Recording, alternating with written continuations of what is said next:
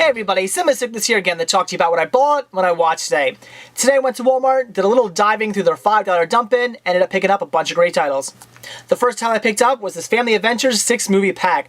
The reason why I'm picking this one up is right there for Gordy, simply just getting this to replace my Gordy VHS tape, but it does come with 5 other titles, that being Two Bits and Pepper, Dark Horse, Spy Mate, King of the Wind, and Into the West. 5 titles I've never heard of and have absolutely no interest in.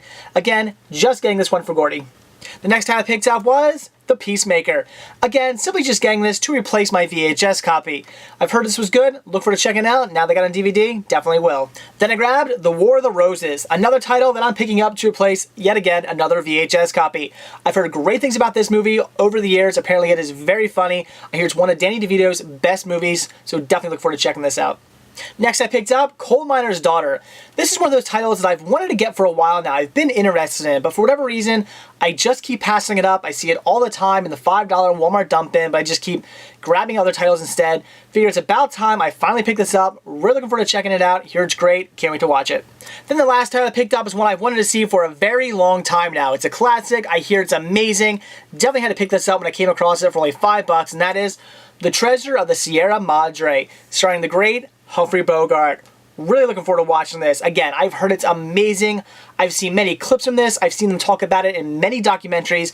I've wanted to see this one for many, many years. For $5, had to get it. Really looking forward to checking this one out. So that's it for what I bought today. So now it's what I watched. And today I checked out Gordy. The reason why I decided to watch my VHS copy instead of the DVD copy I just picked up is because I've heard mixed things about this movie. I've heard many people say it's a great family fun movie, and I've heard people say it's the worst movie ever made. So I figured before I open up my DVD copy, and once you open it up, you can't return it, so I figured before I open that up, I'll sit down, watch my VHS copy, and if it's good, I'll keep my DVD. If it's bad, I'll take it back and return it.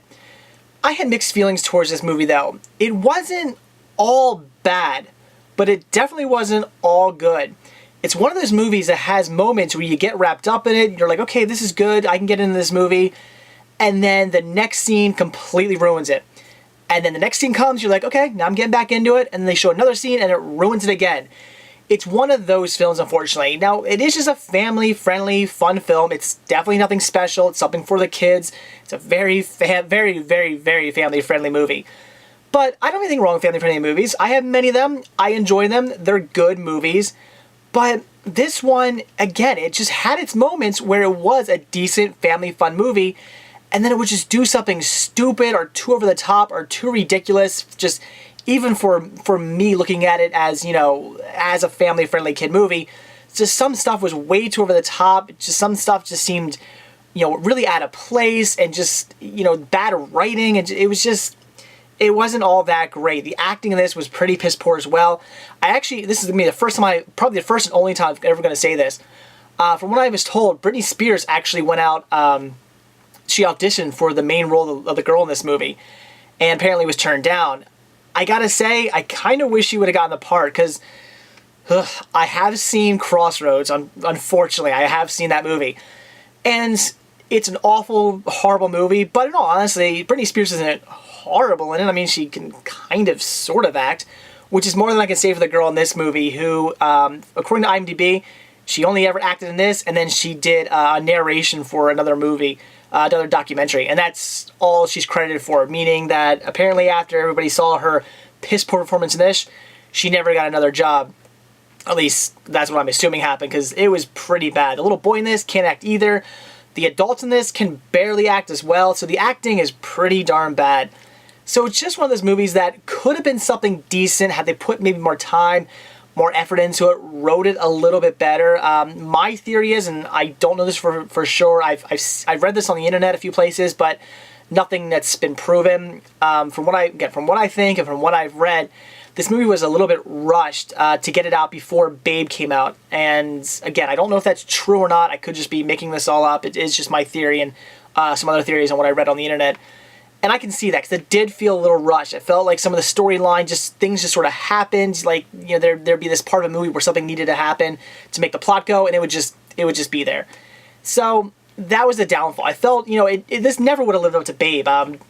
When Babe came along, it blew this movie out of the water. This movie came out, a few months later, Babe came out, and everybody forgot Gordy even existed. And that would have happened anyway. Even if this writing would have been a lot better, Babe was a great movie, and this movie never, with all the great rating in the world, never could have lived up to Babe. But at least could have been, it could have been somewhat memorable had they tried a little bit more and put a little bit more effort into it.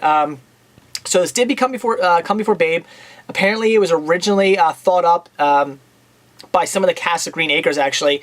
It was thought up in the early 70s, and Babe was written in 80-something, like I think the early 80s. So I do believe this actually predates Babe, even in just was a thought in somebody's head. It predates Babe.